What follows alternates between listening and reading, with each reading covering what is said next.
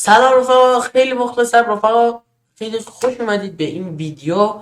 آقا ویدیو قبلی که آموزش نصب گیم لوپ بود و دادیم، الان اومدیم با بهترین تنظیمات گیم لوپ که تقریبا دیگه بیشترین FPS رو بگیریم و بریم حالش رو ببریم.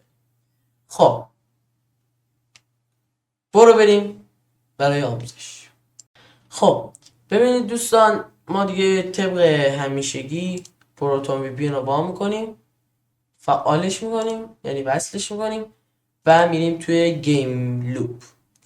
توی گیم لوپ این بالا این سه خط رو میزنید ستینگ. خب حالا این دو گزینه رو شما فعال میکنید، از بین این گزینه ها فقط نیمه همین دو گزینه انتخاب کنید چون واقعا تاثیر دیگه ای هم نداره. اینا رو که دست نمیزنید توی انجین دایرکت ایکس پلاس برای خودم گذاشتم چون بهترینه. حالا اوپن جی ال پلاس هم شما میتونین انتخاب کنید، بستگی به سیستمتون داره. ببینید کدومش بهتر FPS بده. بعد این چهار گزینه رو انتخاب میکنید، آنتی رو یورترا میذارید اگه سیستمتون قویه. اگه قوی نیست که آفش میکنید دیگه.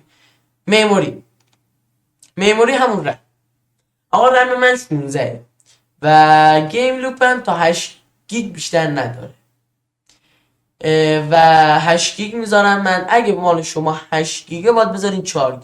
اگه 4 گیگ 2 گیگ، اگه 2 گیگ 1 گیگ، اگه 1 گیگ بازم 1 گیگ 24 چون کمتر استفاده میکنه دیگه.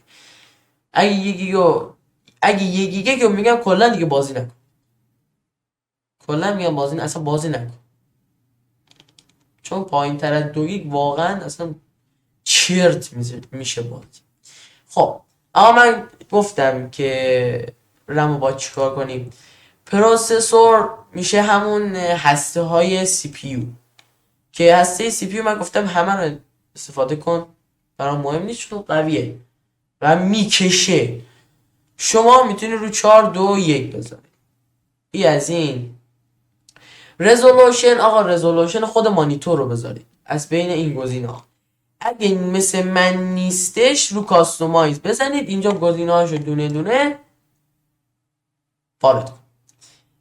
دی پی آی هم که رو 240 بزنید چون مهم نیستش. این دوتا هم که دیگه مال خودتونه، این هم دستت. خب مدل رو بذارید روی کامان مدل. روی کاستومایز هم میتونید بذارید. کامان مدل بذارین و کامان مدل میشه هم قوی ترین مدل خود گیم لوپ. اینجا هم گفته بیشترین FPS ها میتونید توی این مود بگیرید که ایسوس راگ 2 هستش. بریم تو بخش گیم و مهمترین. آقا اینجا دقت کنید که گزینه ها رو بذارید روی ST و اسپورت. الان شما اگه سیستمتون متوسط رو به بالایی که درسته دیگه همینو بذارید، یا پایین تره همینو بذارید. اگه پایین تره که اتوماتیک بذارید، ولی اگه بالاتره مثلا شما میگین آقا سیستم من که قویه پس من بیام اینو بذارم رو HD، اینم بذارم رو HD. و طبیعتا گرافیک بهتری میگیرم دیگه، اما با اینکه FPS به شدت وحشتناکی بد میده بشون. بعد اینو باید بذاری روی SD و یعنی منم الان HD میکشه، بالاترینش هم میکشه. اینو بذاری روی SD و اسموت، این بهترینشونه. یعنی چجوری بگم به شما، آره دیگه، یعنی بهترین FPS رو میتونی نصیب. خب آقا روی سیو میزنید، اوپن، بریم برای تو بازی. خب نگاه توی بازی. خب توی بازی روی ستینگ کلیک میکنید، گرافیک، آدیو اند گرافیک.